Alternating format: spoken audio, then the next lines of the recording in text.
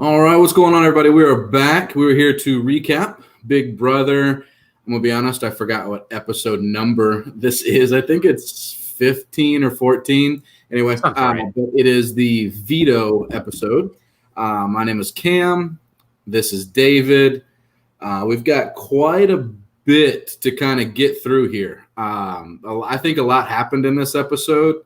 And if you'd like, David, since you watch the live feeds, do you feel the episode was a bit different than the live feeds were? You know, we don't have to spoil too much, but Right. So just keep in mind, I watched just the clips. I mean, the guy who does the clips for everyone, I think his name is Scenarios 2 on YouTube. He actually just got banned from YouTube for copyright purposes. So limited live feed access on YouTube is definitely more restricted. But yeah, I mean, maybe from what I saw in the live feeds, I guess will be prevailed more in tomorrow's episode. But yeah, like you said, I think you hit the nail on the head. A lot happened in this episode, but again, as the season's been going, a lot didn't happen, and it's been very predictable so far. But here's to hoping that the second half of the game will be a lot more interesting.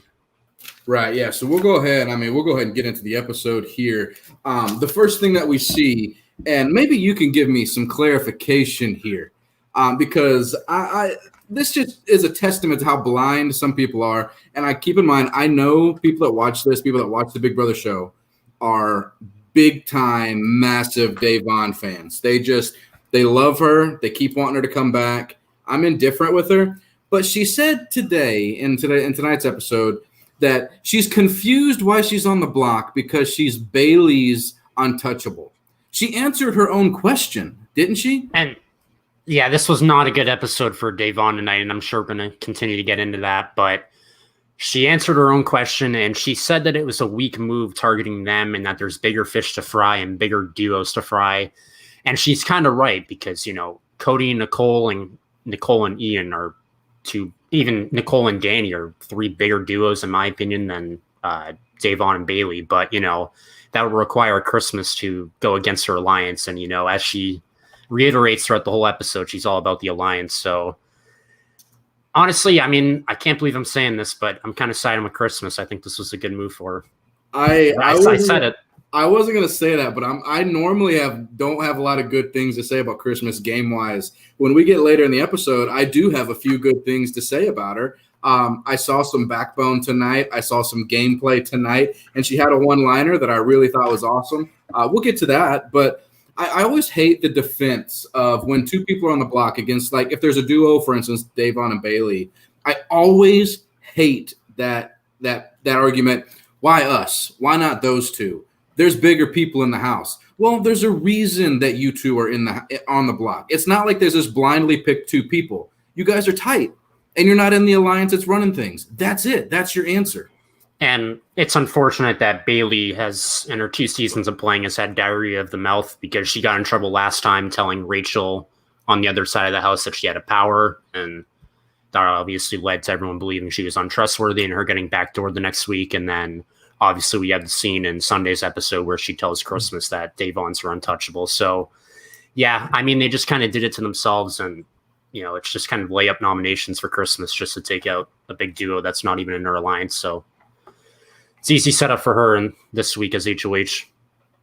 Yeah, looking at Kim's comment here, I don't understand why the winners aren't being targeted a little bit more either. I understand there's gameplay, they're in alliances, they're playing pretty good games, but I feel like at some point you'd have to be like, look, guys, we don't need a 2-time winner on our watch. All right, we don't want to hear about this for the next 6-7 years, right? So you're right, Cam. I don't know why they're not targeting winners. And you're seeing that the women are starting to kind of in regards to our man shields and bigger targets. You're seeing that the women are trying to kind of galvanize a little bit, but it's almost a little bit too late as far as losing another woman. In fact, we'll get to it. It probably is too late. They're going to lose another woman, and I will say Enzo and Cody, that faction, they are trying to plant the seeds for a target on Ian. But I do agree for the most part, that the winners are just being seen as other players. I mean, you don't even hear anything about Nicole already winning. It's all about putting the target on Ian, how he clutched up at the end of his season. But yeah, I think down the line, like you said, they're going to get targets placed on their back, and I'd be surprised to see either of them make it far into the jury phase, in my opinion. I wasn't sure on this competition. I wasn't going to say it because I didn't have time to look it up to make sure. I didn't want to sound like an idiot on here, more so than I probably already do sometimes. But I thought for sure it was the same competition that she won with the broken foot, and it was just a mockery of the game. It's the same one, right? It's the same exact one, and I wrote this in my notes. I mean, other than the wrinkle that they had where you had to do a little math before you ran out, it is the same exact one that Paul got everyone to throw it to her. So multiple things have come full circle this week. We had David winning a competition in the dark after getting eliminated last summer by a competition in the dark. And then we have Christmas this summer winning a competition with 2 working feet, whereas the first time it was only 1 working foot where she did nothing. So props to Christmas for winning her first competition in her Big Brother career where she actually had to do something to earn it. So good job, Christmas Abbott. Yeah, so we'll kind of move on a little bit after Dave on being confused. I've got a lot of complaints. There's a lot to get through, but I've got a lot of complaints in this episode by the gameplay, by the players. The next one is Bailey just giving up, just going, you know what, Davon, I want you to stay. I want to go home. And this is exactly what I said about Bailey's gameplay is there's going to be a time where she blows up. It's going to happen. Whether it's tomorrow, I don't know. And I've heard there's things that happen on the feeds. I'm avoiding them. But whether she blows up tomorrow or whatever happens, there's going to be a moment. And when her back is against the wall, it's just when she's playing this game, she just doesn't have that fight, that want to stick around. She blames other people and that kind of thing. And that's why I just don't like her as a player, personally. She plays a bit too emotionally. We saw this in her first season where it's kind of scarily accurate that she played the same game both seasons, where she started off in a good spot, even though she wasn't in the majority. Everyone kind of liked her and everyone was willing to work with her. But as you said, she just plays a little bit too emotionally and she blames a lot of other people for her mistakes in the game and her misfortunes. So yeah, if she would just be able to stay driven and get her head in the game, I feel like she'd have the tools to get far in a Big Brother season, but it's not looking good for her at the moment. Yeah, at this point, Davon is like fighting to stay in the game. She's like doing what she can to stay in the game. She's trying to find any angle she can. And meanwhile, she's got to drag along Bailey, who at every single turn so far, and we'll see in this episode, is just working against her. Like Davon's sitting there like trying to keep him afloat, and Bailey is just not letting it happen at this point. Right. And yeah, I mean, like you said, we see Davon just trying to work her magic, and Bailey is just when adversity comes Bailey's way, when she gets nominated, it's very tough for her to dig herself out of a hole. And that's not a knock on her at all. I feel like anyone, I mean, we saw it with Kevin earlier this season. When you get nominated, it feels like a personal attack to some people. So how you react, everyone's going to react differently, but Bailey just, I guess, doesn't do a good job with being in not in a position of power for a long-term part of the game. And again, that's not a knock on her. I mean, I feel like plenty of people would be the same way if, you're constantly being left out of the loop of things. But, thank you, Andrew G. Appreciate the support. Yeah. So Davon does like kind of the only thing that she really can do at this point, right? Like she's got her number 1 on the block with her. So she has to go through and find a way to make a bigger target. So she has tidbits of information and she decides to expose somebody's game. And who you want to go through that, who she chose to expose and how that kind of affects alliances and stuff?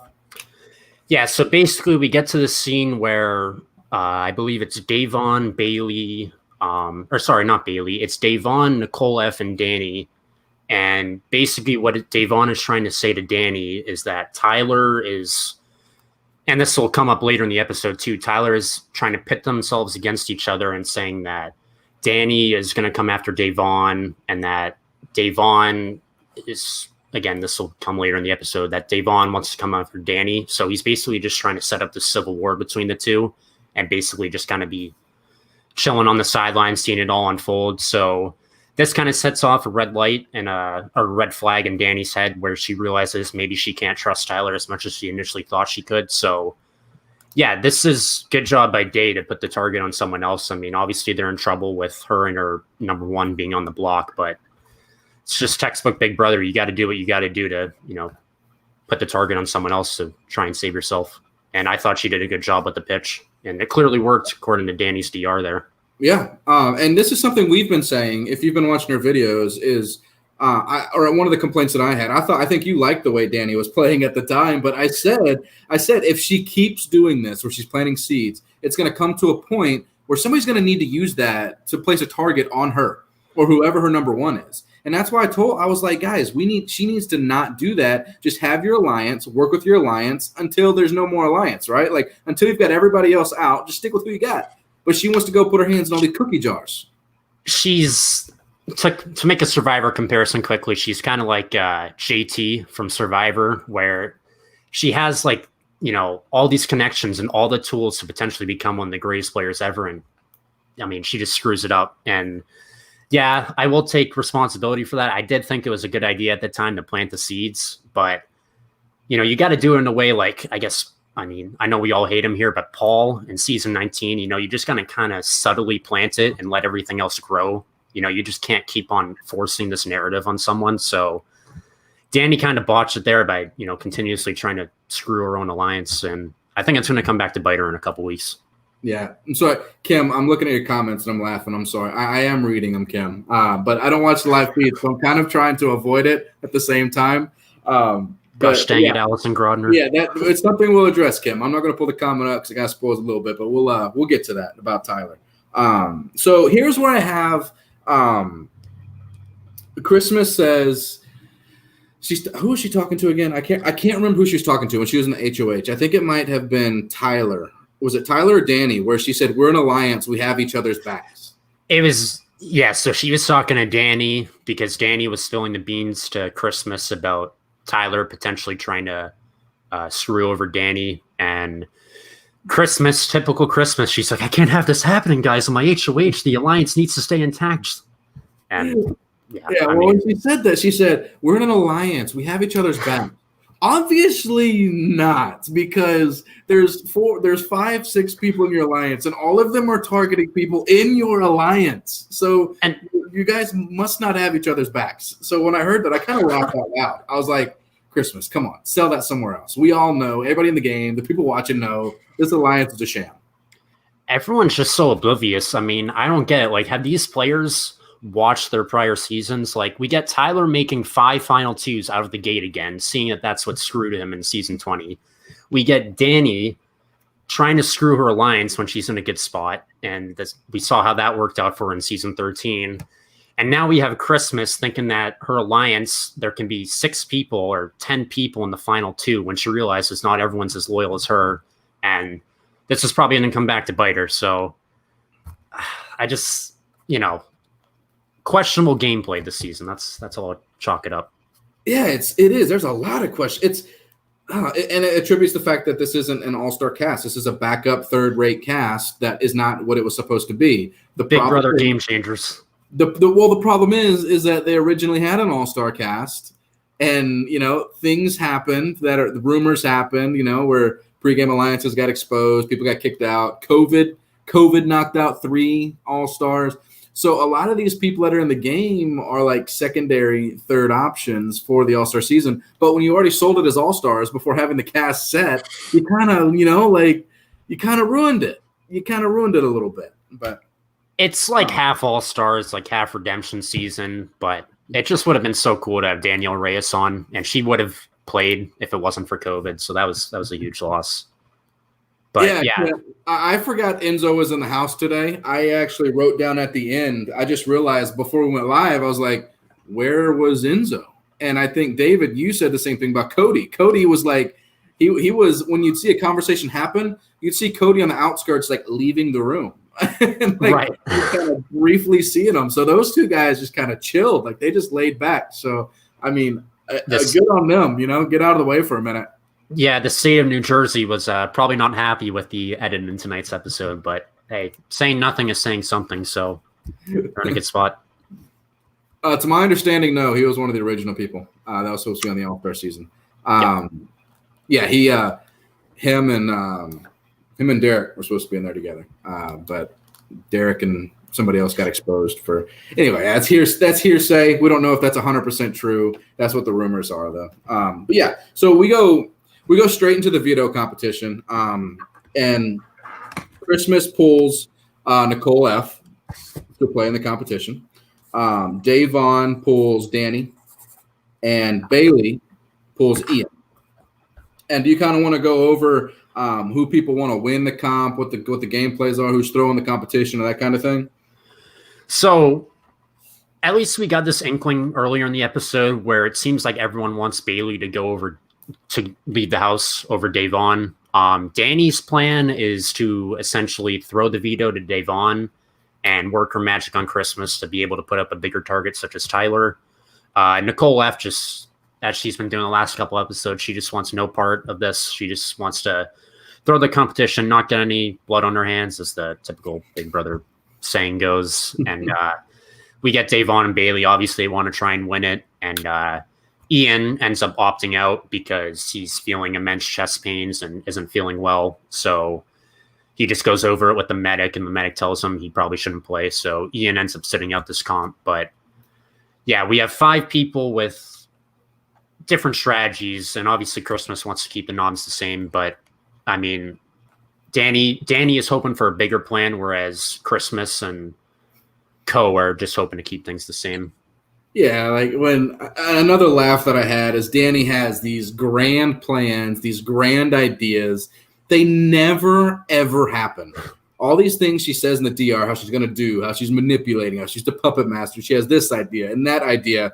Immediately, they always fall apart. Like, I can't remember a single plan that she put together that has succeeded. Well, and the hilarious thing is, too, that I don't think she would have realized that, you know, her throwing the comp to Day and having Day come off the block, she could easily be the replacement nominee in that scenario. Her alliance is onto her, so she could have literally screwed her own game over if that. I have that written down. Like, you're in an alliance and you're walking on eggshells, but you want to throw it to somebody that's a clear target and leave it open for you. Not even that you win the veto and pull them off. You just want to throw it to them so you could still go up. Like, it just doesn't make any sense. But right. But yeah, Andrew, we'll go ahead and address this real quick. I disagree slightly. If Derek was in the house, that means that the other people that are not currently in the house would have been in there as well. Much stronger players. He was also probably part of. I don't want to be rude to the people that played the game. They weren't the most intelligent game-wise in that season. He had a pretty easy cast. I'd like to see Derek play again to see how he does against good players, but running around the house, toying with people. If you're talking about specifically the people in the house right now, I'd probably agree with that. But the people that should have been in the house, he would have had a tough road ahead. Right. And it all depends on if he was able. I mean, again, this goes back to preseason rumors, but he might have had a good preseason alliance set up for him. So if that's true, I feel like that could have carried him to jury. But, if he wasn't able to get his footing in the house, I mean, you even hear like a lot of BB alum, they just like, as you said, don't really respect Derek's winning game due to the fact that he was essentially playing with a bunch of like 5th graders, to put it lightly. So, I know this isn't this season, but in what world are you in a final 3 with Derek, Cody, and Victoria, and you win and you choose to take Derek or Victoria and you have $500,000 on the line and you say, I'm sorry, I'm going to be loyal and I'm going to take like my ride or die. I'm sorry. That's not who I am. I'm taking the money, and you know what? When we get out, I might buy you something nice. I might spend a couple grand on you and say, hey, man, appreciate it. But look, I'm not sacrificing that money. Right. I didn't give up 3 months of my life just for a friendship, Like, this money is life-changing. There is no us and Big Brother, so, Now, this I can agree with. I can agree with that. He would be – listen, Dr. Will would have these kids in just shambles. He'd have them chasing their own tails. It'd be unbelievable. But yeah, so we'll move. Yeah. So I feel like he would have been like Boston Rob in Winners at War, where the target is so large. This is the famous Will quote, where the target is so large on him that it's practically invisible. I feel like there's a good chance Will could have made it to jury this season, but he's just so good. I feel like no chance he wins again. But love to see it. He would have played. He would have played well. There's no doubt about it. You can't convince me otherwise that he would not have played well in this season. Love to see the evil doctor again. I mean, I won't get into this too much, but a lot of former legends are coming forward and saying that they do a 30-day celebrity Big Brother season. So, and he was one of them. So, love to see Will on potential one of those seasons. And then so after they make the picks for Veto, listen, I'm not trying to be rude here. All right, I'm just being very honest. This isn't really gameplay. There's a couple of things that you need to dress up for when you are in the Big Brother house, right? Your eviction night, probably your nomination ceremony, and your veto ceremony. Whether you're picking veto or you're doing listen, Nicole, come on. Come on, Nicole. Listen, you're a beautiful girl, but goodness, wearing whose Michigan State hoodie is that or shirt is that she was wearing? Who goes to Michigan State in there? I think it might have been her because she's from Michigan. But I thought she was Wisconsin. Is she Michigan? She's Ugly, Michigan, that small town of like 153 people where she only graduated with like 6 other. There's like that.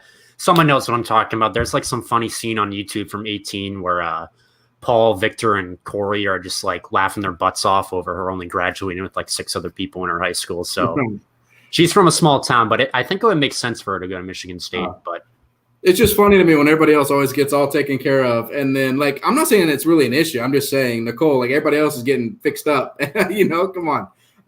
But, yeah, so. Yeah, they all look like they rolled out of bed at these ceremonies. I've noticed that over the years. I'm like, all right. I can always rely on the chat. Kim said she's from Michigan. Andrew said she went to Michigan State. So that answers that for me. All right. There we go. Chat always helps us out there. Yeah, so then we get to Ian. Apparently, Ian came down with a little sickness. They didn't really go too much into detail about it was. It seems to me like I'm no doctor, but it seems to me like he just got a lot of anxiety, a lot of stress. I know there's been times where I've been really stressed out and haven't been able to sleep well. I feel terrible. I don't eat right. Seems kind of like that's where he's at right now. He just got a lot of stress on his plate. Right, and doesn't hurt him to sit out of this because he doesn't need to he doesn't need to win, but hope Ian's feeling better. I'm going to put it up there just because I'm a Janelle fan. You're right. You're absolutely right. You're 100% right, Kim. Janelacy is a thing, and we see it with Nicole. That's all we're going to say about that. So Ian got picked to play in the veto, but unfortunately he wasn't able to play. So that leaves us down to 5 people. Before we go into the veto comp, there was just one funny line that Christmas gave in the DR or it wasn't really funny. It actually made me cringe where she was just saying, like, in the DR, she's like, I made this huge move that no one else would have made by nominating Bailey and Davon. I'm just like, everyone would have nominated them if anyone else in your alliance won. Like, good God, this isn't some maverick move. It's like they're not in your alliance. They're not in 5 other people's alliance. They're a duo. Anyone would have taken that shot. It's like, and that's almost the only nomination she can make. Like, it's not like there's a lot of other. Is she going to do what? David and Kevin? I mean, that's really the only other. It's those 4, right? That she would nominate. Right, and she maybe could have gone the support of doing a Danny backdoor, but you're right. I mean, if she's going to target outsiders, David and Kevin would definitely be the other 2 probably predictable nominees. But right, so it's really the only move she could make. But you know what? If she wants to own her game, hey, own your game. But just own it, like Brett said in season 20. Yeah, just if you want to own the small things, own the small things. That's totally fine. I do have good things to say about her coming up, though. So we get to the veto competition, and this veto competition, dude, I would dominate this kind of competition.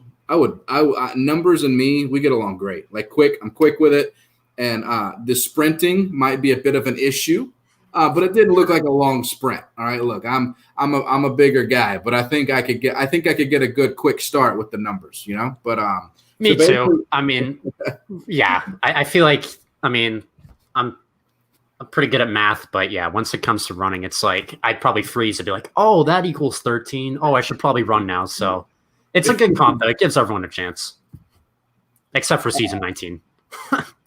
Russell does. I usually address this in the beginning or the end, but we can go ahead and do that real quick. Russell does Thursdays. He does Surviving Big Brother, where he brings on former Big Brother guests. He's had Rachel. He had Cliff. He's had who else did he have? He had somebody else previously.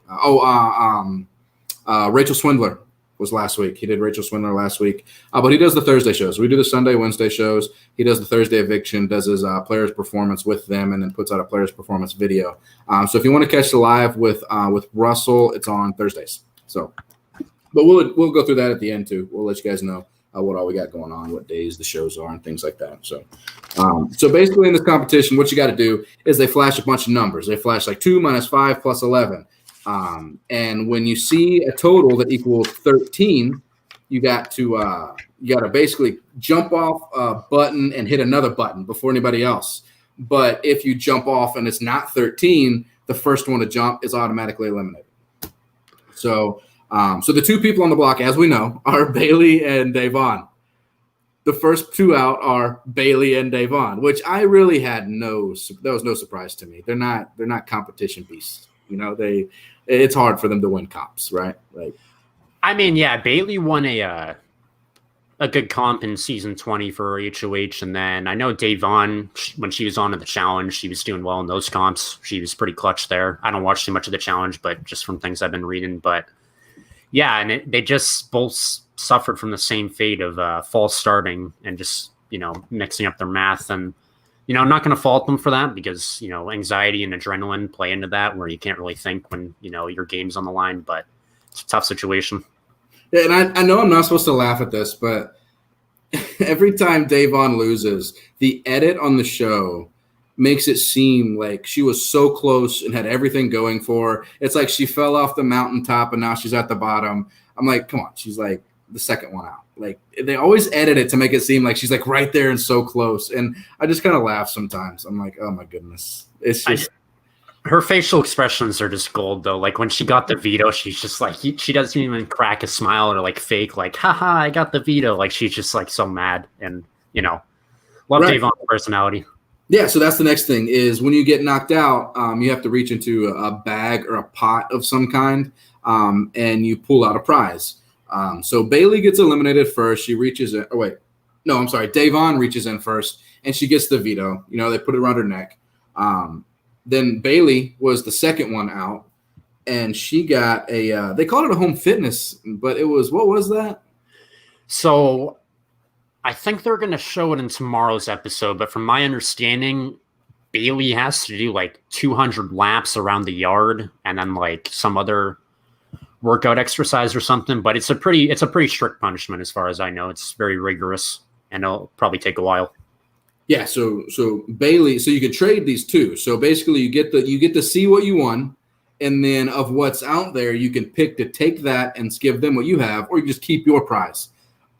So Bailey, I mean, has to take her best friend's veto, right? Like, you got to take that chance. You got to get the veto around your neck and hope that there's something in the works that nobody else messes with you, right? So it's kind of a tough spot.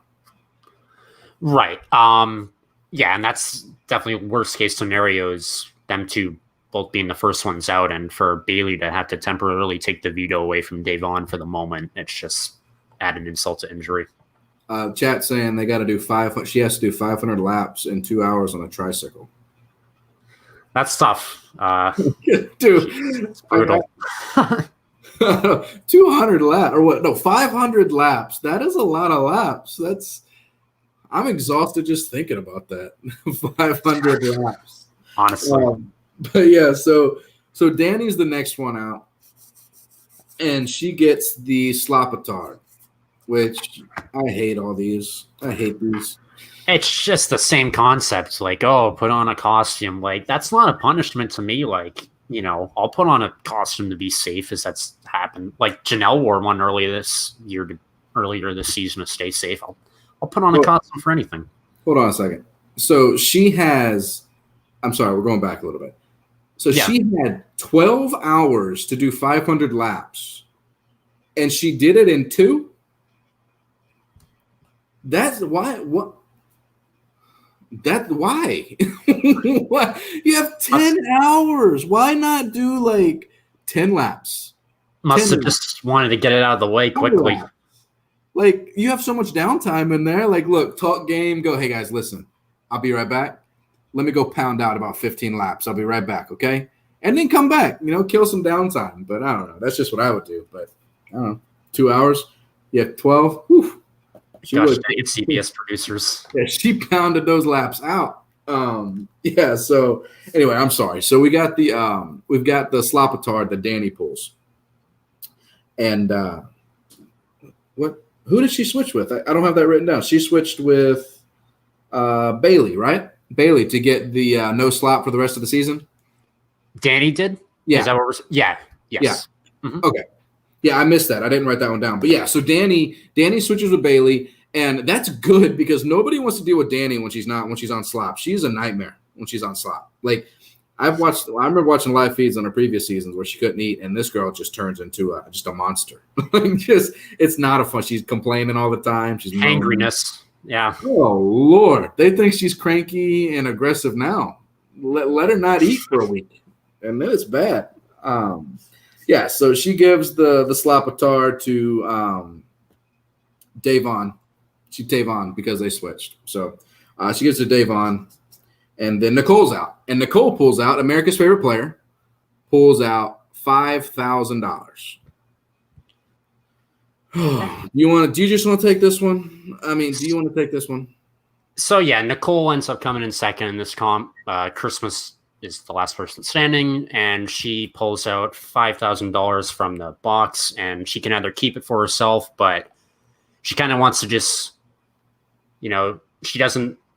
she kind of wants to be seen as like the better person here. And maybe this goes back to wanting to repay Davon a bit for giving her $500K. But essentially what she does is she gives the 500,000. I'm sure they'd all love that in this point. Yeah.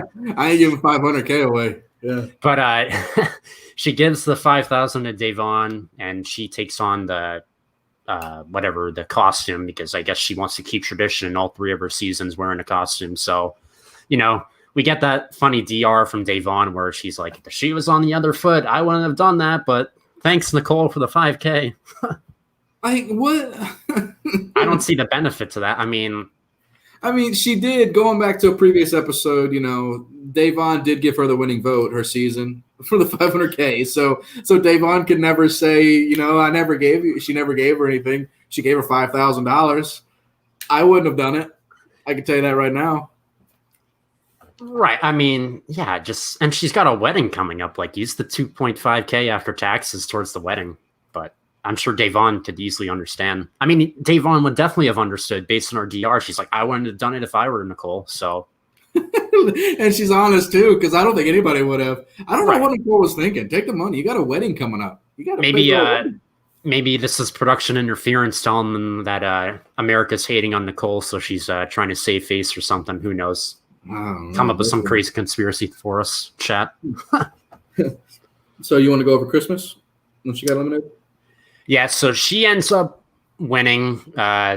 By the way, I think we touched on this before, but Nicole F continues with her idea of not wanting to win this comp, and Christmas, outruns her in that. And Christmas, what did she get at the end again? I'm trying to remember what she pulled out.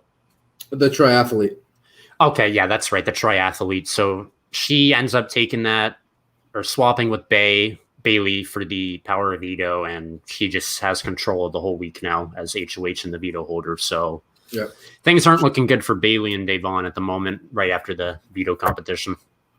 Right, and Bailey basically hands her the veto and says, "Hey, you want it fair and square, which it's a first. It's a first in Christmas's career winning something fair and square. It's normally given to her. Yeah. Then we have the 5 minutes we'll never get back in our lives, or I don't know if it was that long, but Nicole comes out in her slopatard, and everybody's like, "Oh, you're so cute! It looks so good." Listen, I don't need that. All right, look, if you want to do that on feeds to entertain people, that's fine. But when we only have 45 minutes on an episode, I don't need that. Do you need that? No, not at all. Like, I'll be honest. Let's be real, but honestly, the only reason, this is how it's been the last 6 years, because obviously we all know what happened in season 15 and how controversial it is. since then, from 16 on, Big Brother's been working to improve their image and be a more kid-friendly show. So they kind of are obligated to keep these like little scenes in and, you know, keep things light. And if there are any kids watching like, haha, she looks so funny with like a nutrition label on the back of her leotard, whatever. So I don't need to see it as a game watcher, like as a fan of the gameplay, but for the casual viewer, I understand why they put scenes like that in. Here's what I want. They call this a punishment. I want actual punishments to be brought back. I want things like Chicken George having to shave his head. I want things like people having to take baths in like dead fish chum buckets. I want to have like things Frank. Yeah, right. And I want to have things like where you only get to wear one set of clothes the rest of the season. The rest of them are set on fire or thrown over the house, the roof of the house. You don't get them back. Like you're on slop for the rest of the season. Those are punishments. This little leotard, unitard, all these I don't want to say that word. I don't want to say that word, but all these things that they do, that's not a punishment. It's all cutesy tootsy, but nobody cares. Nobody. Right. And the only thing I'll give CBS here is good job, I guess, only keeping it to like a couple minutes or not even a minute maybe, whereas we got the Christmas All-Star scene for almost 10 minutes. So, oh, God. Good job for them. I'm still not convinced that's over. I'm still convinced 2 or 3 weeks from now, we're going to see a pillow with a little smiley face and a star, and she's going to go pick it up and talk about how it's her baby. I am convinced that's going to happen. Right. Or if Christmas gets evicted from the house, it'll be something similar to when Paul's duck got evicted in 18, and they'll do like a goodbye message montage. It'll just be some stupid scene. But yeah, like to what Melissa's talking about, when you're handcuffed to someone, like the last time I think they did that was, they had Christmas and Paul do the tandem skydiving stupid thing in 19. Brendan and Brittany. Brendan and Brittany, they did something similar with Caleb and Victoria in 16, but those are actual punishments where, you know, linked to someone else. Brendan and Brittany didn't like each other, though. They really did not. They didn't hate each other, but their games were opposite ends of the game on the house. And so when they got put together, it was not fun. And there's that classic DR. You can find it on YouTube where they do the DR after they get their punishment, and Brendan's like, we'll see how this goes. I don't know how I feel about this. And then they just cut to Brittany, who's sitting slightly behind Brendan on that chair, and she's like, help me. Yeah. But see, that's what I'm saying though. Like, people remember those scenes. People remember those punishments. People don't care about these unitards, these star pillows, these little punishments that they do like that. Nobody cares about those. You don't hear about season 9 or season 10 or season 11 what costume they wore. Like, I remember them because I'm a big fan of the show, but casual viewers, they could care less. Right. I mean, we remember the Enzo Penguin one. I mean, that one was, in the words of Jeff Probst, iconic. But right. Or like Paulie, you know, waving the flag while making the pies, and he was on like the verge of tears. Like, those are funny, but you know, really didn't need to see Christmas and Enzo give birth to 12 All-Stars for like 10 minutes. Yeah, that's right, Kim, the Neanderthal. Yeah, and then he corrected her and said it's not Neanderthal, it's Neanderthal. I was like, yeah. Gave her a little speech lesson there if I remember right. But anyway, so we move on to one of the big points of the episode. And I think if in the chat, if you guys watch the live feeds, I think this is where you're going to have one of the biggest issues of the episode, just judging by, you know, what I've kind of tried to avoid and seen online. Tyler basically said what we've already established. We've said this. He's not having fun. He doesn't look like he's having fun. He didn't want to be there in the first place. His girlfriend kind of made him go play. Maybe that's what she thought he wanted. He really didn't want that. So he's just not himself. He's not acting right.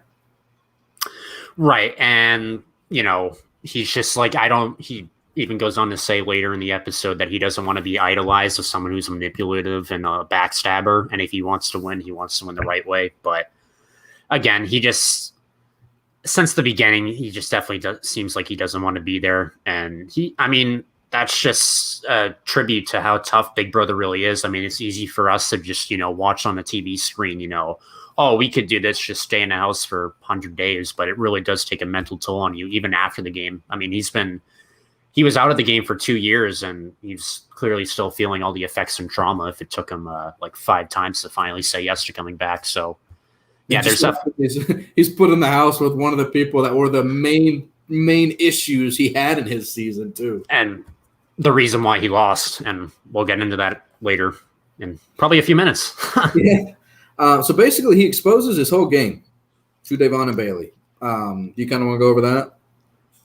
Yeah, he basically says that he's just not having fun, and he apologizes for attempting to put Devon and Bailey up against Danny by feeding the info that Danny is wanting to come after Devon and Bailey. I believe that's what happened. And he just wants to pit them against each other and just sit on the sidelines and chill while that happens. And he doesn't feel good about that. So he's just feeling a lot of guilt. And then he broaches the idea of talking to Christmas and basically just saying, take Devon off the block and put me up as a replacement nominee, and I'll go home because he's just done with the game.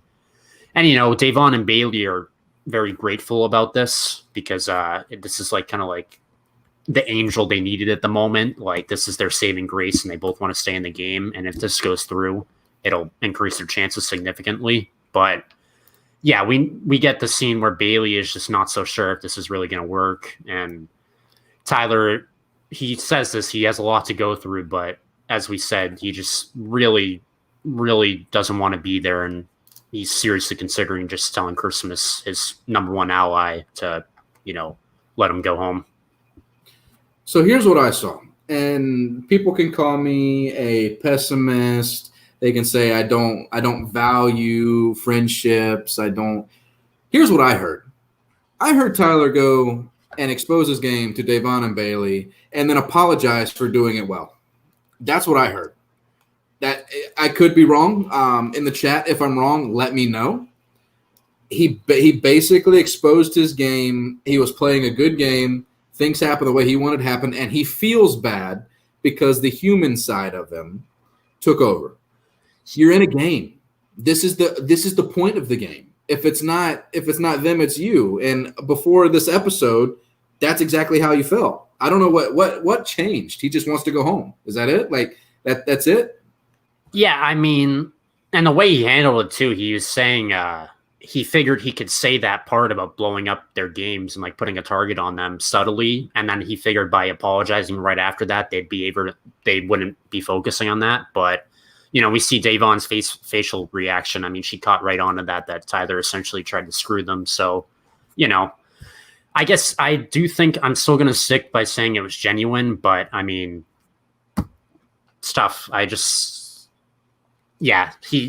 I can see where you're coming from, where he's saying that he played the game too well, but I understand Bailey and Devon's skepticism about, if that's really genuine or not. And if he's just like playing with their feelings. This is exactly what I was thinking. Is he now owns a business, and he's got to play this game as well as run a business, because in the Big Brother house, the fan base can be toxic. If something like this is perceived incorrectly, it could legitimately ruin his business. That's how toxic the Big Brother community can be if they don't like what you're doing. So I can definitely see that. But I think there's a way he could have done it without saying basically he wanted to quit the game and he apologized for playing a good game. He could have basically tried to win the veto, pulled one of them off. He could have given them a chance. There's many other things he could have done than sit there and say, I'm sorry for getting you two on the block where I wanted you to be. Let me quit.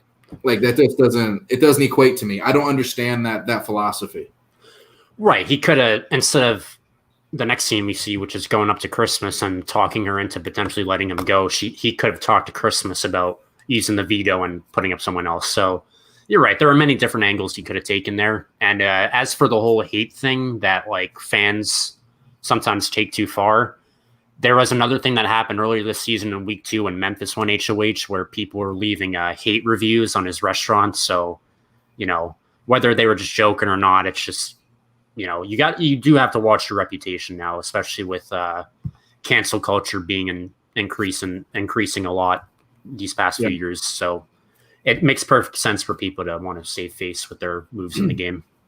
Yeah. So after Tyler talks to Bailey and Devon, he's basically made up his mind that he's gonna fall on the sword. He wants the veto to be used. He wants him to go up so he can go home. He goes up, and this is where I'm going to give Christmas a ton of credit. Like, this is probably the most credit, the most atta girl you'll ever see me give Christmas. So Tyler basically goes up, and basically he doesn't want to say he's quitting. He's working around it. He's saying basically, no, he thinks we should use the veto. He thinks, we should pull one of them off and protect somebody else, all that kind of stuff. And Christmas looks at him square in the face and says, Tyler, what are you saying? I need you to spell it out for me. Spell it out for me. Yeah. Yes. Thank you. Thank you, Christmas. Christmas looks at me. Christmas wants Tyler to say out loud, I'm quitting the game. I'm done playing. And she puts him on the spot. And you got to put the pressure on him because, if she puts up Tyler and he's like, no, that's not what I meant. Like, that's just not a good move. So like you're saying, you gotta get people in this game to say what's on their mind. Yeah. And there's so many times, there's times in my life outside of the game where I was so heated. I was so mad. And I could have easily gone and said something stupid to somebody. But all I did is I took a moment. I talked out loud. I looked in the mirror. I said what I wanted to say in the mirror. And I realized, wow, Cam, that's stupid. And I didn't. And so that's what Christmas was almost kind of trying to do is, Tyler, tell me you want to quit. Because if you can't do it, that means you don't want to quit. That means you're iffy. But if you look me square in the eyes and you tell me I'm done, I want to quit, okay, we'll see what happens. But, man, when she nailed him, I was like, thank you. Somebody had to do that. Right. And she also had another good part of that conversation where she said to Tyler, like, why do you feel so guilty? Like, this is all on me. I was the one who put them up. I'm the one who took the veto from them and sealed their fates. And I thought she really killed that conversation, and she's able to manage. Yeah, she was able to manage keeping her alliance stable for the moment and getting Tyler's head in the game because the longer Tyler's in this game, the longer Christmas is going to be in the game, in my opinion. They're a good duo. And they have a lot of power. This is a good point, Melissa, and this ties back into these stupid punishments with the costumes. We could have used that same 3, 4, maybe 5 minutes on the veto, on them possibly exposing other people's games, saying, hey, use the veto on me, don't use the veto on them, this is why you should. We could have used that time for that, but instead we have these incessant, dumb punishments that nobody cares about. Right, and I will agree with Andrew that some veto speeches are pointless. I agree with that. Like some veto nominations or veto ceremonies we don't need to hear. But in a week like this where there was so much buildup to maybe something happening with the veto, I really would have wished we would have heard something or heard both of them talk. So that was a bit disappointing. Yeah, I agree, Melissa. And there's a lot of things they cut out that they could leave in and get rid of that other garbage. I mean, I didn't need to hear Enzo say after he won the veto, got to go with the house, yo. That's it, yo. And then he closes the box. Why was Enzo not on my TV today? Why was he not there? I don't care what he's doing. I just want 5 minutes of Enzo. I don't care what he's doing. He could be cooking. I bet he's the funniest guy in the world, just cooking, talking to himself. Right. Yeah. Give him his own show, CBS. Veto speeches are pointless. Veto speeches are pointless. They haven't done them for some time. I mean, it's still an opportunity for them to do something, we get some funny moments like Dr. Will's "I hate you all" speech, Brett and season 20, like, oh, I just had a vision. I'm Caitlin. So that one was. Oh man, that was funny. The Caitlin one. Oh man, that's a classic one that people don't talk. They don't talk about enough. But yeah, I laughed really hard when I saw that one. So basically, at the end. So going back just a second, at the Bailey, Davon, and Tyler conversation, Davon's kind of like third wheel in this because really this isn't a conversation with Tyler and Davon. This is just she's there. This is a conversation with Tyler and Bailey, and Bailey says out loud, "Hey, I'm burying the hatchet. Let's just bury the hatchet."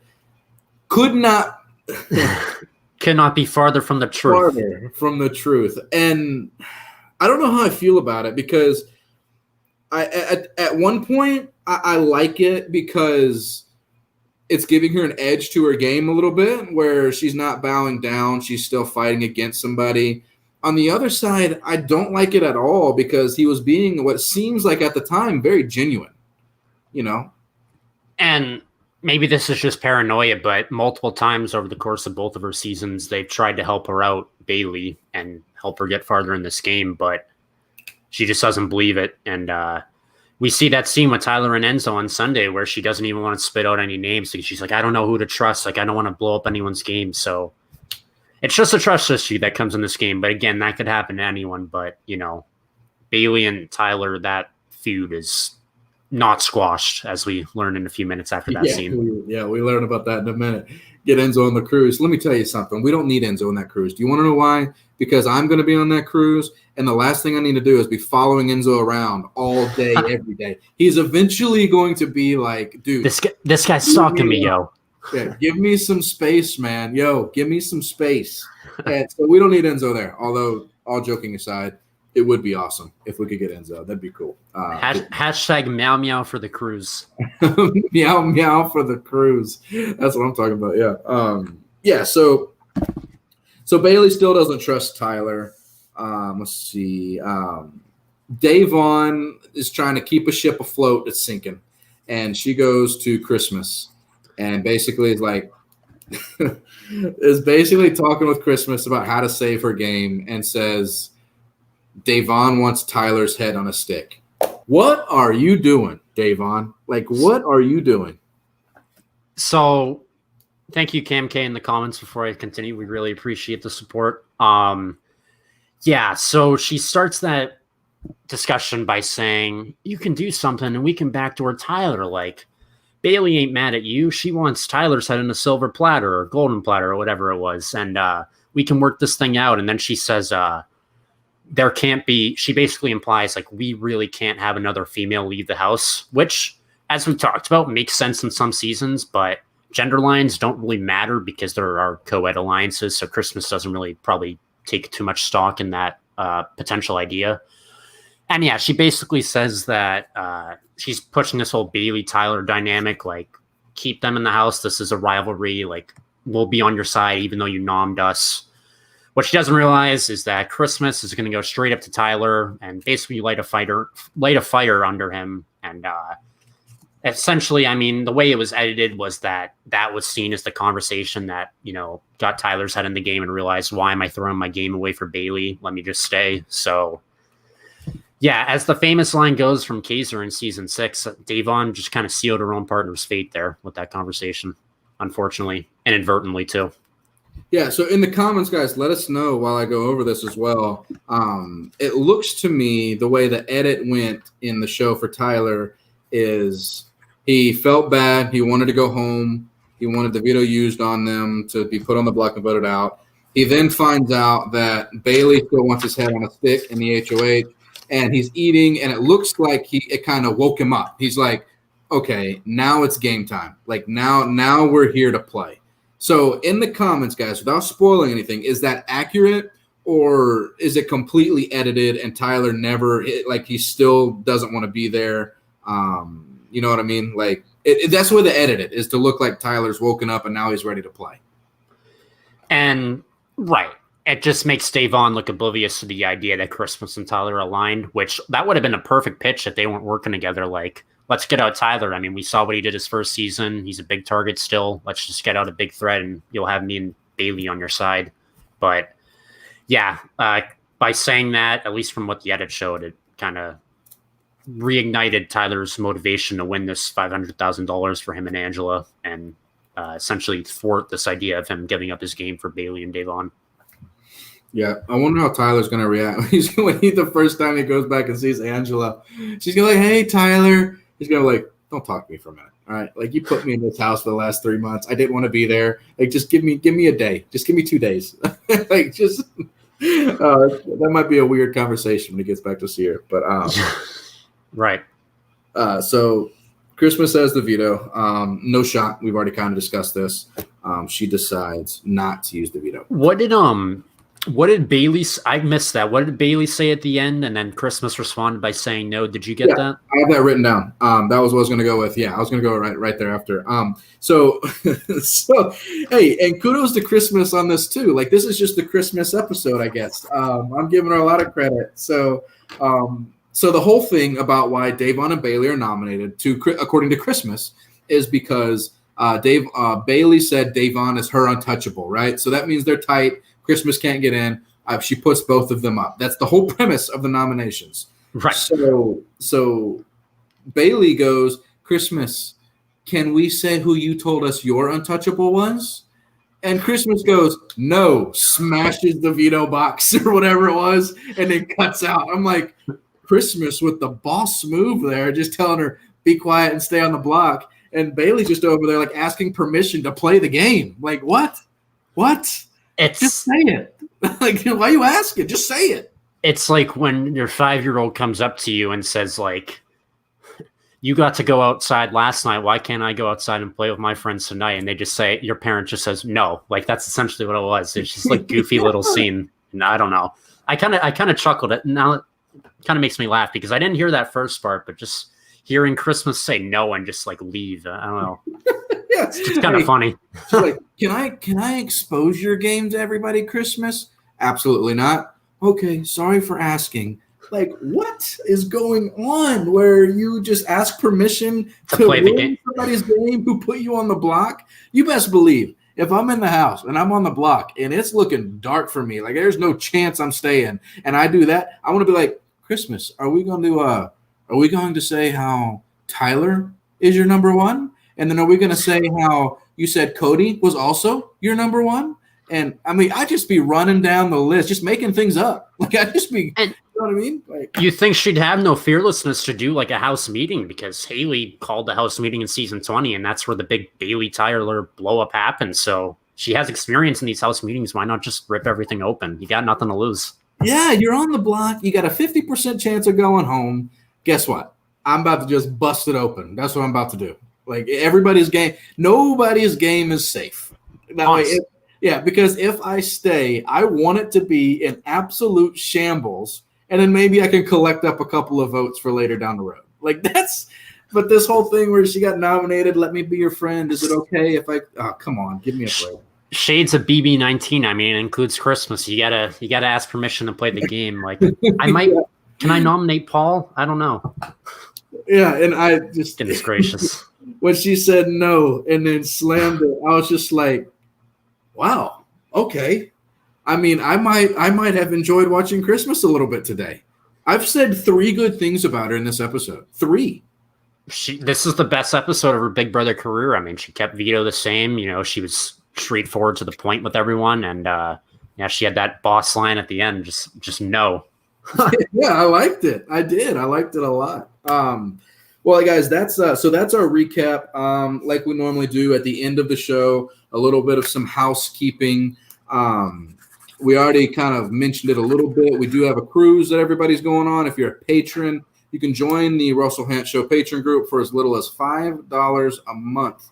I'm a patron. David's a patron. A lot of the people in the comments that we've been showing are also patrons. We have a good time over there. Good people. We do a lot of different things. We do online Survivor games. We've got a long game going on, a Nord game going right now. It's our second one. We've had a couple of minis going.